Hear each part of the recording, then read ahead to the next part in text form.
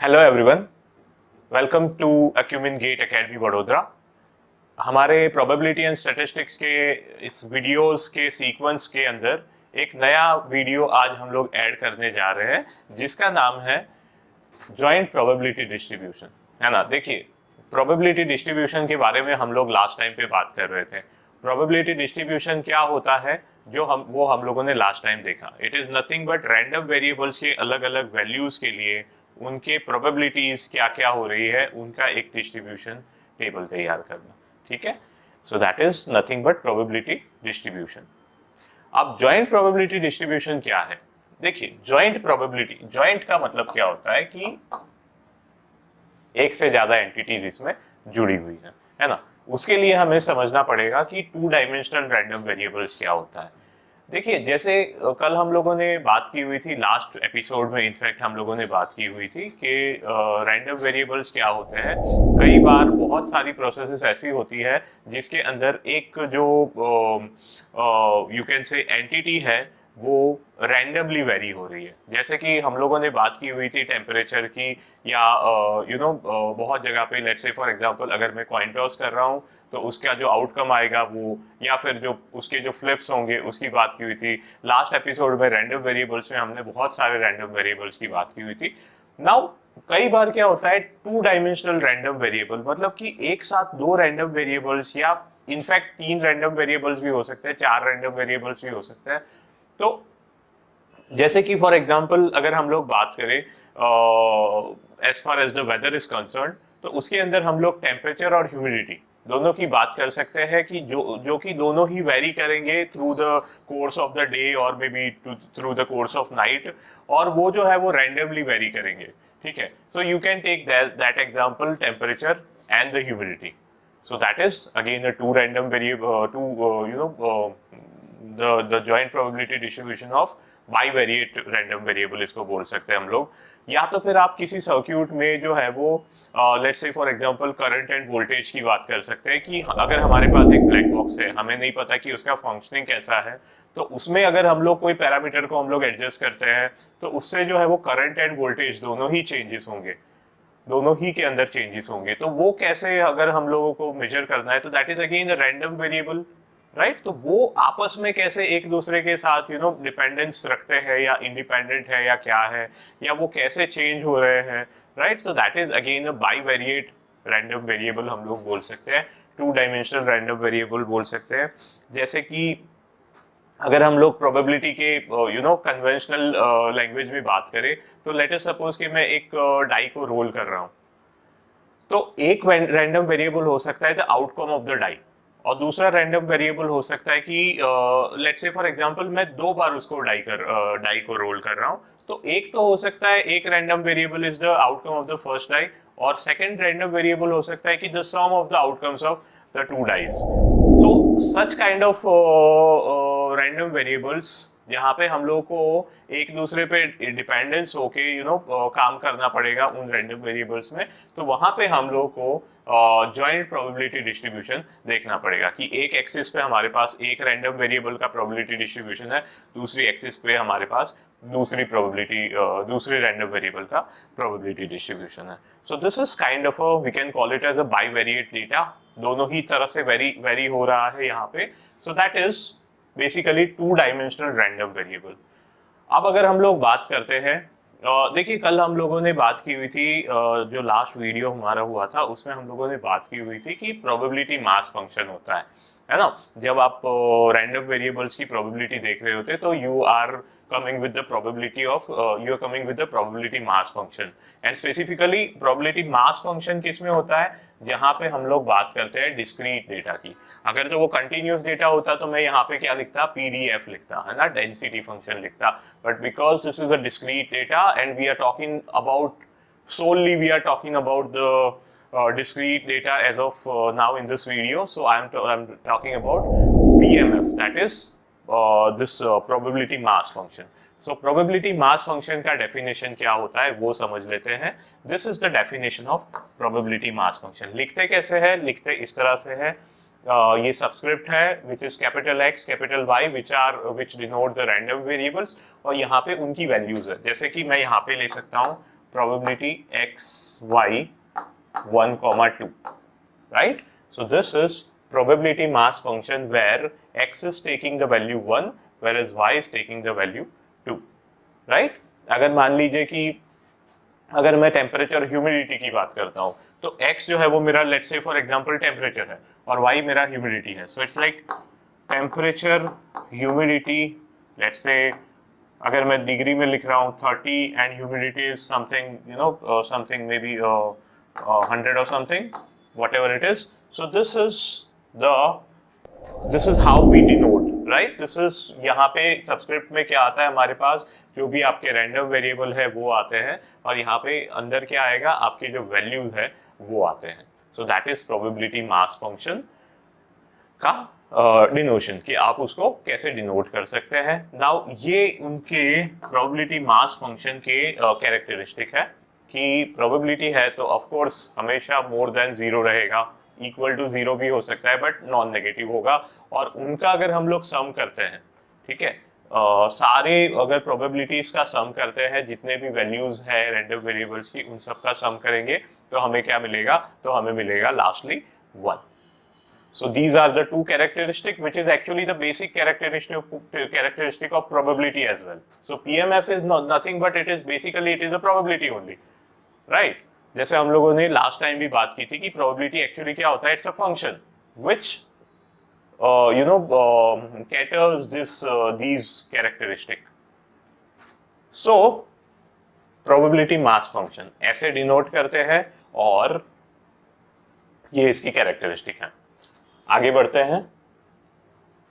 जैसे हम लोगों ने लास्ट टाइम बात की थी जब हम लोग सिंगुलर रैंडम वेरिएबल की बात कर रहे थे, तब भी हम लोगों ने इसकी बात की हुई थी, क्यूमुलेटिव डिस्ट्रीब्यूशन फंक्शन, है ना. क्यूमुलेटिव डिस्ट्रीब्यूशन फंक्शन क्या होता है वो मैंने लास्ट वीडियो में बताया था. रैंडम वेरिएबल वाले में आप चाहो तो चेक कर सकते हैं, ठीक है. तो यहाँ पे क्या हो जाएगा, यहाँ पे भी वही अक्यूमुलेशन वाला ही मामला हो रहा है कि धीरे धीरे जो है वो जैसे जैसे रैंडम वेरिएबल्स के हम लोग वैल्यूज लेते जाएंगे वैसे वैसे वो क्यूमुलेट होता जाएगा, अक्यूमुलेट होता जाएगा. सो कहाँ तक जाना है हमें, लेट्स से फॉर एग्जांपल अगर मुझे m तक जाना है और n तक जाना है, मतलब इसकी वैल्यू m तक जानी है, इसकी वैल्यू जो है वो n तक जानी है, right. So this is how we add them up together. Summation का मतलब क्या है, we are adding them up together. Then we go marginal probability function. अब marginal probability function क्या होता है, जब आप let's say for example marginal probability function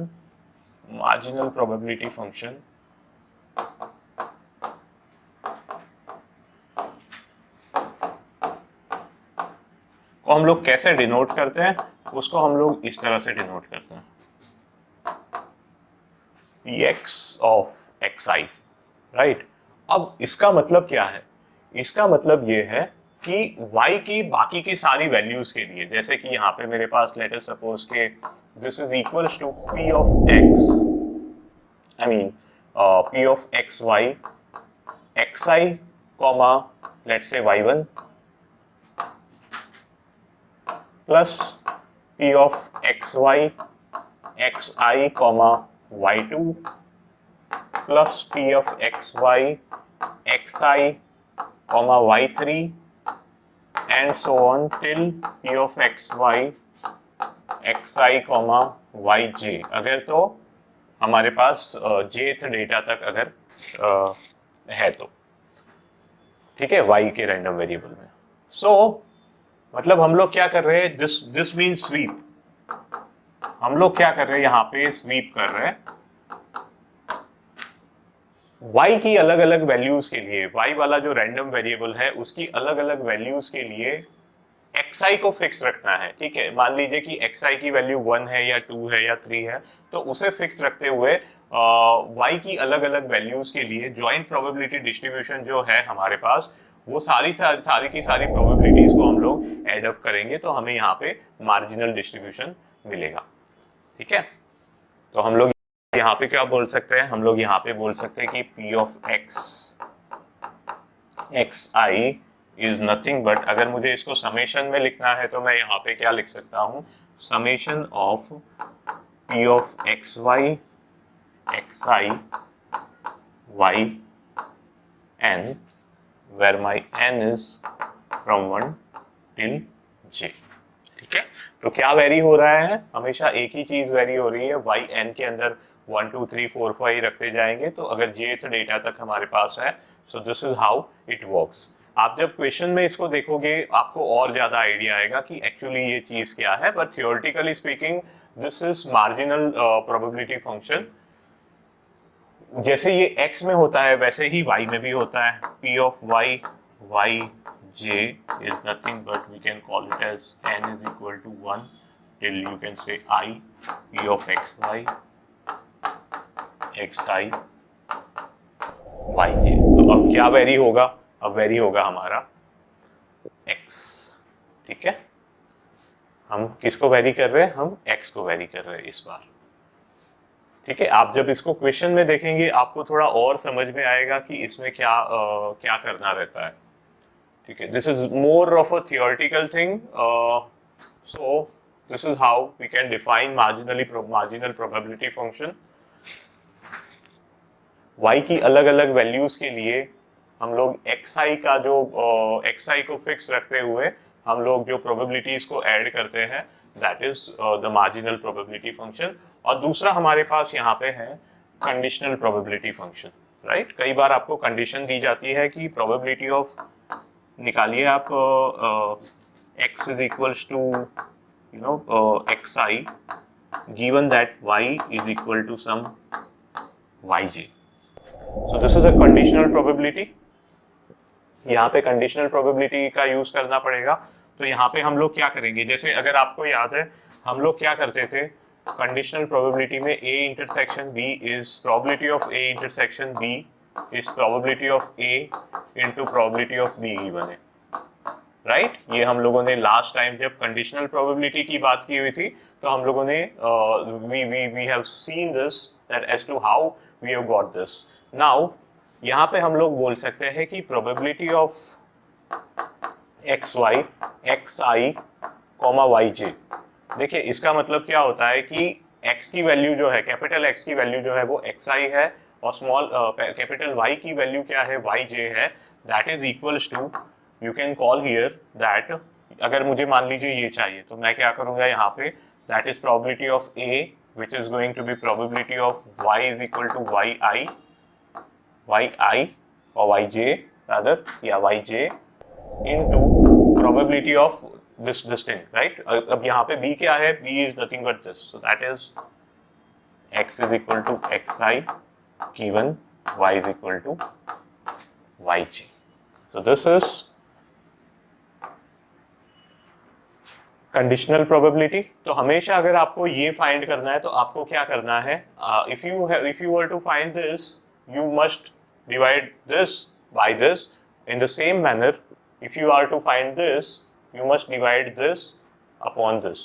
तो जब हम लोग क्वेश्चन करेंगे अगेन तब ज्यादा समझ में आएगा आपको कि प्रोबेबिलिटी में मार्जिनल प्रोबेबिलिटी डिस्ट्रीब्यूशन फंक्शन क्या होता है और कंडीशनल डिस्ट्रीब्यूशन फंक्शन क्या होता है। बेसिकली यहाँ पे कंडीशन होती है, जैसे कि मान लीजिए कि अगर जो वोल्टेज है वो लेट्स से फॉर एग्जांपल अगर 300 मिली वोल्ट्स हो रहा है तब करंट क्या होगा, राइट। तब करंट जो है वो कितना मिली एम्प्स में रहेगा या क्या होगा क्या नहीं होगा, तो उसके लिए that is a conditional probability, right. यहाँ पे हमने कंडीशन दी है कि करंट जो है वो 300 मिली वोल्ट्स है, तो सॉरी वोल्टेज जो है वो 300 मिली वोल्ट्स है, तो करंट कितना होगा। सो लाइकवाइज अब उसमें जो है वो because that is a black box, तो जो है वो करंट भी रैंडम वेरिएबल है, वोल्टेज भी रैंडम वेरिएबल है, we don't know how they are changing. अगर तो उनका फंक्शन पता होता कि क्या सर्क्यूट है तो हमें पता होता। So that is basically the example of conditional probability. So that's how we approach it. And now let's get started with some questions so that you can get the feel of what these marginal and conditional probabilities are. So first question, find the marginal distribution of x and y। चलिए हमें यहाँ पे marginal distribution find करना है। सबसे पहले now this is, ये जो आपको दिया हुआ है, ये जो आपको टेब्यूलर फॉर्म में दिया हुआ है, ये है this is called joint probability distribution, right. ये एक प्रोबेबिलिटी मास फंक्शन आपको दिया हुआ है जहाँ पे ये जो है वो y का वैल्यूज है और ये जो है वो x की वैल्यूज है। ठीक है। नाउ आपको सबसे पहले क्या कर देना चाहिए, सबसे पहले आपको जब भी प्रोबेबिलिटी डिस्ट्रीब्यूशन फंक्शन मिले तो आपको क्या करना चाहिए, आपको यहाँ पे एक और कॉलम ऐड कर देना चाहिए और एक और आपको रो ऐड कर देना चाहिए, है ना। इनका आप टोटल कर सकते हैं, इनका आप अगर आप टोटल करेंगे सो this is 0.1 plus 0.3 which is 0.4, this is 0.2 plus 0.4 which is 0.6, this is 0.1 plus 0.2 which is 0.3 and this is 0.3 plus 0.4 which is 0.7। अब आपको देखना है कि कॉलम से भी, कॉलम का सम भी 1 होना चाहिए और जो रो है उसका सम भी 1 होना चाहिए। क्या इस केस में हो रहा है? बिल्कुल हो रहा है। 0.3 plus 0.7 is 1, 0.4 plus 0.6 is 1, so this is actually a real probability mass function, or maybe you can call it as joint probability distribution। Now what you need to do is, ये actually आपको पता है ये क्या है, ये वाला जो है वो आपके पास है। जब मेरे पास मान लीजिए कि ये सी, नाउ व्हाट इज दिस 0.3, 0.3 आपको पता है क्या है, जब x इज इक्वल टू 1 है और y इज इक्वल टू 1 है और y इज इक्वल टू 2 है, उन दोनों का सम है।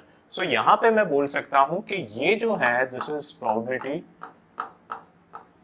p x of x, right, and this is p y of y। ऐसा क्यों लिखा मैंने? बिकॉज देखिए जैसे ये 0.4 जो है वो क्या आ रहा है, जब मेरा y 1 है, मेरा y फिक्स है बट मेरा x जो है वो 1 है और x जो है वो 2 है, उन दोनों को मैंने ऐड किया हुआ है। सो बेसिकली आप अगर देखें तो मार्जिनल डिस्ट्रीब्यूशन ऑफ x अगर आपको निकालना है तो आपको क्या निकालना है, आपको निकालना है let's say p x of 1 निकाल रहे हैं आप, ठीक है। इसका मतलब क्या है कि मेरा x जो है वो मैंने 1 फिक्स कर दिया हुआ है। So that is nothing but p x of x is equals to 1, y is equals to 1 plus p x of x is equals to 1, y is equals to,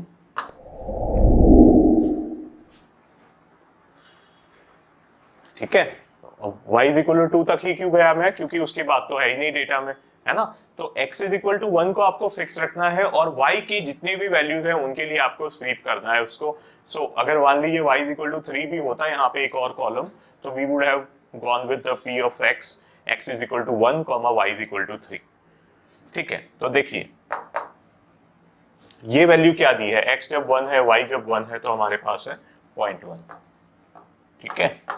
और फिर जब x इज इक्वल टू 1 है, y is equal to 2 है, x is equal to 1, y is equal to 2, मतलब ये वाला data है। So that is 0.2, so this is 0.3। तो 0.3 क्या हो गया हमारे पास, p x of 1, मतलब जब x इज इक्वल टू 1 है तब मार्जिनल प्रोबेबिलिटी कितनी है, 0.3 है, जो कि यहाँ से भी दिख रहा है। अब मान लीजिए कि मुझे निकालना है p x of 2, सोचिए कितना आ जाएगा, मुझे तो देख के ही पता चल रहा है 0.7 है। आई होप आपको भी पता चल रहा होगा। p x of 2 कैसे लिख सकते हैं, इसको हम लोग लिख सकते हैं यहाँ पे एक और चीज, यहाँ पे p x y होना चाहिए, यहाँ पे भी p x y होना चाहिए, बिकॉज अब हम लोग बाइवेरिएट की बात कर रहे हैं। That is x is equal to 2, y is equal to 1 plus p x y, x is equal to 2, y is equal to 2। जब आप इसको सॉल्व करेंगे आपको मिलेगा 2 और 1 कब हो रहा है, 2 और 1 हो रहा है हमारे पास 0.3 पे, और 2 और 2 कब हो रहा है, 0.4 पे हो रहा है। When you add them you get it as to be 0.7। See, it is very simple, आपको खाली प्रैक्टिस करना रहता है इसके अंदर। So that is, अब आप इसको लिखेंगे कैसे, आप इसको लिखेंगे, एक टेबल बना लीजिए, एक बढ़िया सा टेबल बना लीजिए। यहाँ से मैं थोड़ा सा जगह कम है but I try to manage, ठीक है। मैं यहाँ पे क्या कर रहा हूँ, मैं यहाँ पे see this is my x and this is p x of x, यहाँ पे अंदर स्मॉल x लिख रहा हूँ मैं क्योंकि दे डिनोट द वैल्यू। अब यहाँ पे क्या क्या आ जाएगा मेरे पास, 1 और 2, ठीक है। 1 पे क्या मिल रहा है, जब मेरा x जो है, जब मेरा x 1 है तो p of x क्या है, that is 0.3, so I'll write it over here as 0.3, और जब मेरा x2 है तो मेरा p x of x क्या हो रहा है, that is 0.7, so I'll write it as 0.7। So this is called marginal probability distribution, of x, यही तो पूछा हुआ है ना, marginal distribution of x, that's what it is given over here. उसी तरह से आप y का भी लिख सकते हैं, y का भी हमारे पास बना ही हुआ है, ठीक है, y में भी वैसा ही करते हैं। So you might practice it and you will feel that this is pretty easy if you practice and if you see it कि कहाँ से क्या करना होता है ना। एक और क्वेश्चन करते हैं, चलिए। ओ, ये वाला डेटा थोड़ा सा बड़ा है, हमें यहाँ पे क्या निकालना है, marginal distribution of x and y निकालना है। देखिए यहाँ पे ये जो टोटल दिया हुआ है, ये जो टोटल लिखा है that is actually marginal distributions, right. Previously भी हम लोगों ने देखा वही। सो ये क्या है, अगर मैं इसको देखूं तो ये जो टोटल लिखा है वो है मेरे पास P ऑफ, बताइए ये क्या है, ये P ऑफ y है, P y ऑफ y है। मुझे कैसे पता, बिकॉज यहाँ पे जब मैं y is equal to 1 fix करता हूँ तो मुझे इन सब का डेटा ये मिल रहा है ना, ऐड करके, है ना। जब मैं y इज इक्वल टू 2 रख रहा हूँ, देखिए x वेरी हो रहा है यहाँ पे हर जगह पे, और फिर मुझे लास्ट में सम मिल रहा है, तो that is actually marginal distribution of y मिल रहा है वो मुझे, है ना। और यहाँ पे उसी तरीके से ये हो जाएगा P x ऑफ x, ठीक है। तो आप बस इसको टेबुलर फॉर्म में लिख देंगे तो आपको marginal distribution of x and Y मिल जाएगा। अब हम लोग देखते हैं conditional distribution, conditional distribution of X given the value of Y is equal to 1। चलिए, तो हमें क्या पूछ रहे हैं यहाँ पे हमें पूछ रहे हैं कि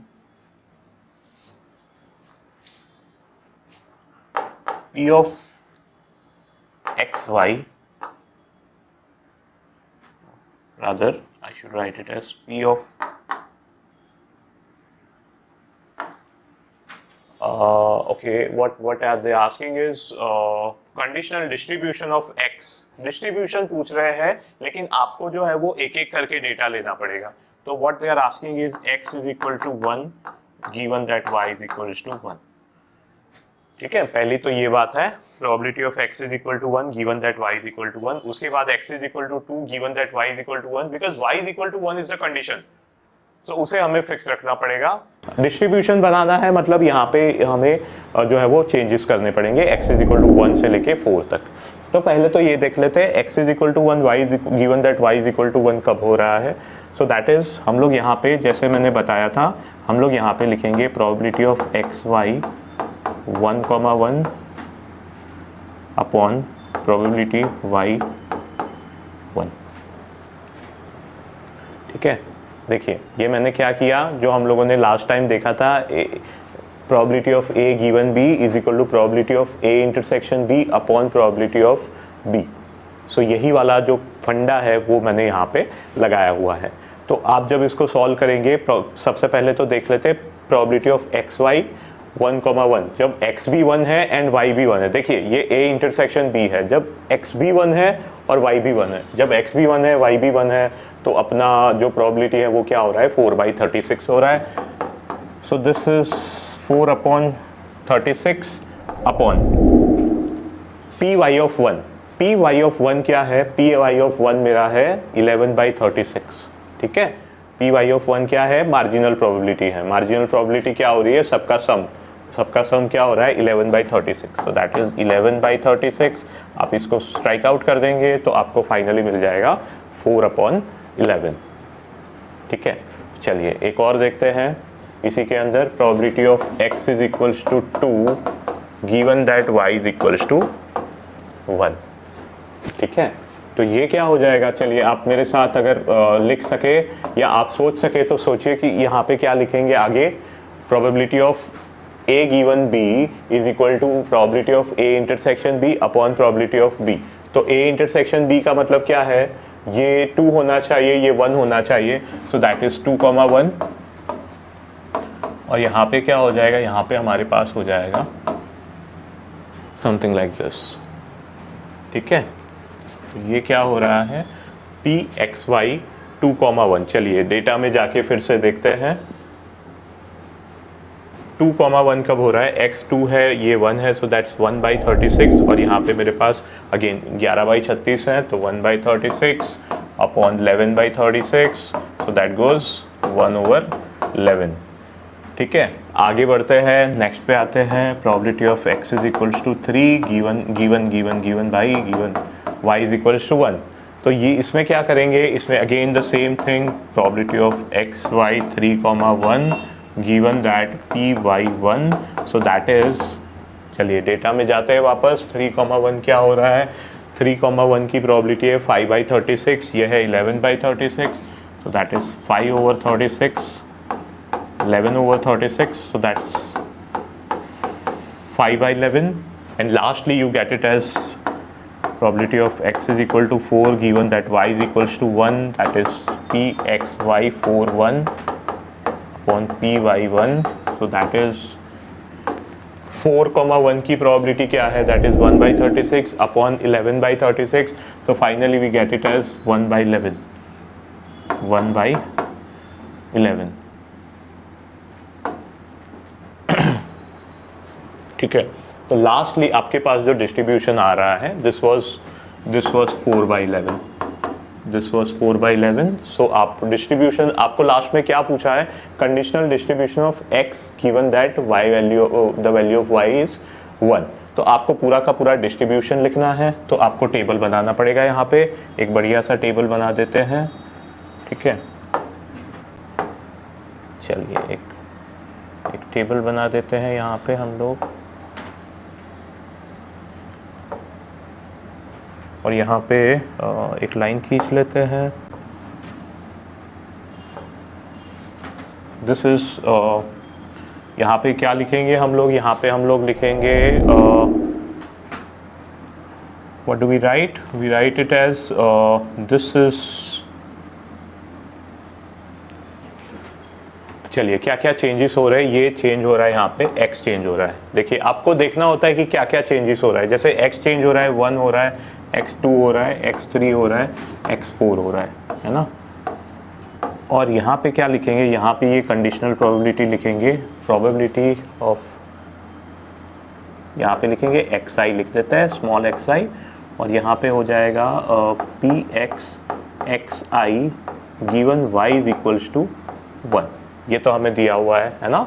तो ये प्रोबेबिलिटी जिसकी भी फाइंड कर रहे हैं उसको यहाँ पे मैंने डिनोट कर दिया। अब आप इसको लिख लीजिए, 4/11 आ रहा है, उसके बाद आ रहा है 1/11, उसके बाद आ रहा है 5/11, उसके बाद 1/11 आ रहा है।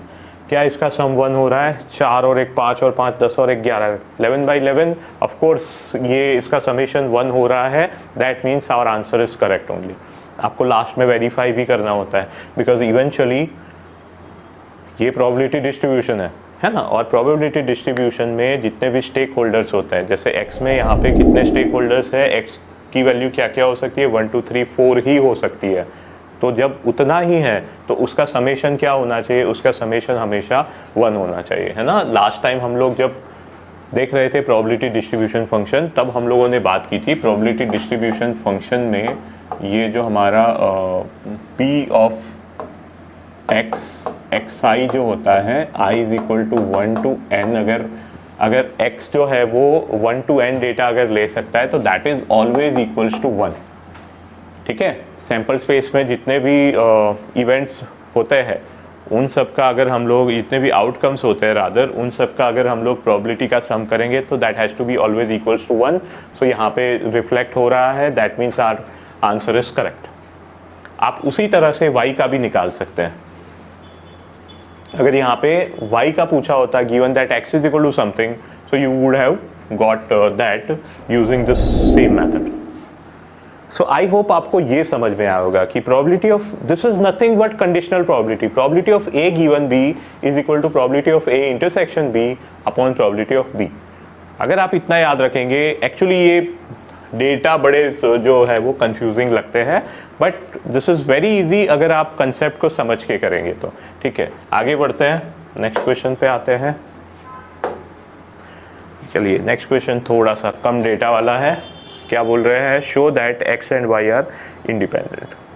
उसके लिए हमें क्या करना पड़ेगा, हमें लास्ट टाइम हम लोगों ने कंडीशनल प्रोबेबिलिटी देखा था, उसमें हम लोगों ने देखा था कि दो इवेंट्स इंडिपेंडेंट कब होते हैं। दो इवेंट्स इंडिपेंडेंट तब होते हैं जब हमारे पास probability of a given b is absolute probability of a होता है ना। That occurrence of B has got nothing to do with occurrence of A, that there is no influence upon one upon the other. तो इसका मतलब क्या हो जाएगा, वैसे तो probability of A intersection B होता है probability of A into probability of B given A, लेकिन अगर probability of B given A is absolute probability of B, then it is probability of A into probability of B.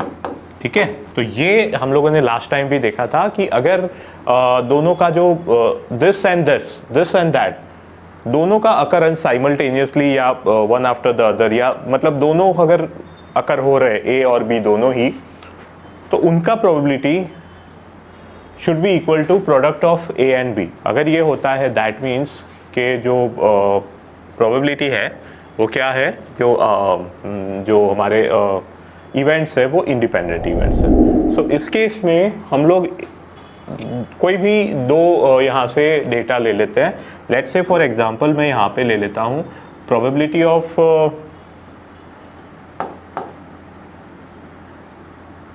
X y coming to be, मैं क्या ले लेता हूँ यहाँ पे 1,1 ले लेता हूँ. आप कुछ भी एक डेटा ले सकते हैं. सो 1,1 प्रोबेबिलिटी ऑफ एक्स वाई 1,1 अगर हम लोग देखते हैं तो यहाँ पे क्या हो रहा है, यहाँ पे इस केस में 1,1 का वैल्यू है 0.3. ठीक है, which is probability of A intersection b, that random variable x की वैल्यू 1 है, वाई की वैल्यू 1 है. अब मैं यहाँ पे ले रहा हूँ probability of x 1 into probability of y. दोनों की मैं जो है वो यहाँ पे मार्जिनल प्रोबेबिलिटी ले लेता हूँ. उसके लिए मुझे पहले मार्जिनल प्रोबेबिलिटी निकाल लेनी चाहिए. सो मैं यहाँ से निकाल लेता हूँ. ये किसकी मार्जिनल प्रोबेबिलिटी आएगी, देखिए ये x है, ये y है, तो ये जो है वो आएगी y की मार्जिनल प्रोबेबिलिटी. ठीक है, p y ऑफ y है ये, और ये क्या है, ये है p x ऑफ x. तो ये क्या हो रहा है यहाँ पे, y जब 0 है और x 0 है, x 1 है, तो y of 0, p of y 0 क्या हो रहा है, ये हो रहा है 0.25, ये हो रहा है 0.5, ये हो रहा है मेरे पास 0.25, और यहाँ पे क्या हो रहा है, यहाँ पे हो रहा है 0.4, दिस इज 0.6, दोनों का 1 हो रहा है. ठीक है, देखिए p x ऑफ 1 निकालता हूँ. p x ऑफ 1 क्या है, p x of 1 is this which is 0.6. ठीक है, और p y of 1 is coming to be 0.5. या ओके, या 0.3. ठीक है, तो यहाँ पे हमें क्या करना होता है, यहाँ पे हमें ये चेक करना रहता है probability of A intersection B.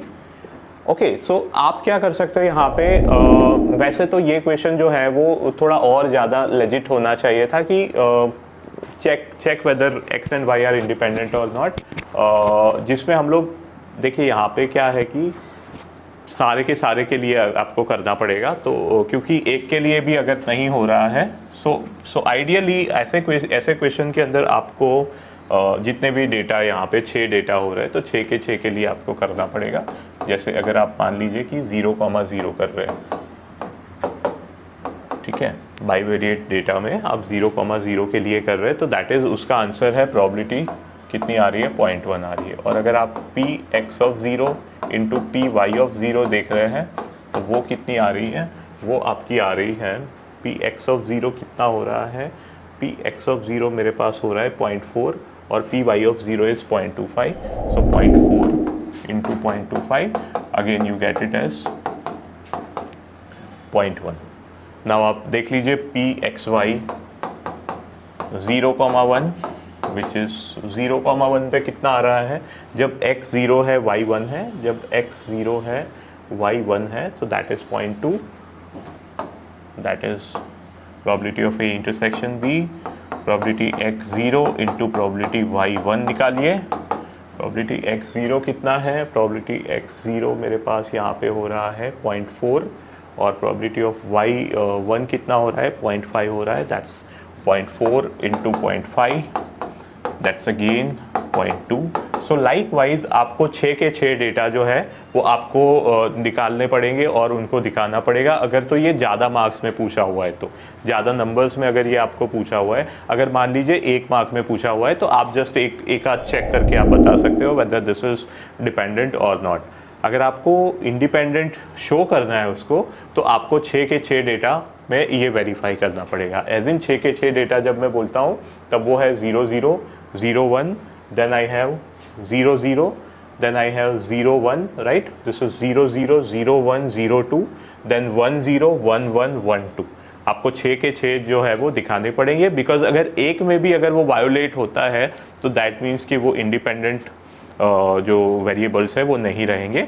सो आपको 6 के 6 जो है वो करके दिखाने पड़ेंगे, इन केस अगर वो ज़्यादा मार्क्स में पूछा हुआ है तो। चलिए एक और क्वेश्चन देखते हैं। इस क्वेश्चन में क्या पूछ रहे हैं? इस क्वेश्चन में पूछ रहे हैं कि probability of x less than 4। चलिए पहले तो x का मार्जिनल प्रोबेबिलिटी निकाल लेते हैं। x का मार्जिनल प्रोबेबिलिटी मतलब यहाँ से निकलेगा, तो that means p x of x।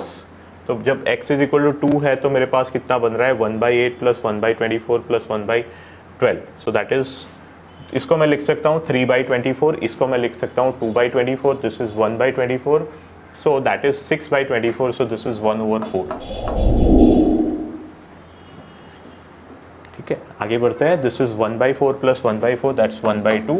तो आंखें बंद करके आप यहाँ पे 1/4 लिख सकते हैं, क्योंकि ये 1/4 है, ये 1/2 है, तो 1 माइनस 3/4 विच इज़ 1/4, जो कि आप यहाँ से भी चेक करेंगे तो 1/4 ही आएगा। सो this is my p x of x। Now हमें क्या पूछा है? सबसे पहले हमें पूछा है p x less than 4। So x less than 4 का मतलब क्या है कि that is p x less than 4 is nothing but p x is equals to 2 only, because less than और इक्वल टू भी नहीं है, they are just saying x less than 4। So that means यहाँ पे इस तरह से हो जाएगा। So that is p x is equal to 2, p x is equal to 2 is nothing but 1/4। So your answer should be 1/4। चलिए एक और देखते हैं। सेकंड वाला जो पूछा हुआ है that is p y of 3 x is equal to 2। So that is p y is equal to 3 given x is equal to 2।